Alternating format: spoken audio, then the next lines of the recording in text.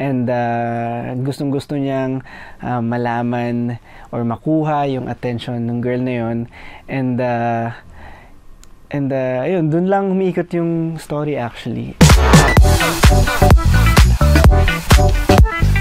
So, yung buong story or yung lyrics ng Window is about a guy na parang, let's say, na love at first sight sa isang girl, and gustong-gusto niyang malaman or makuha yung attention ng girl na yun, and ayun, dun lang umiikot yung story actually. And kaya Window naman to kasi actually hindi siya masyado maririnig yung salitang window sa buong song.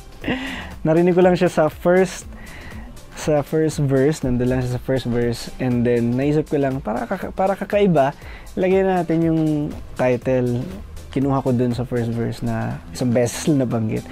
Pero sumakto naman kasi yung story, kasi parang yung phrase na yung I have my window and I'll take my shot, parang ganun, I have my chance, opportunity, parang ganun yung nangyayari. Parang this song is my window to that girl.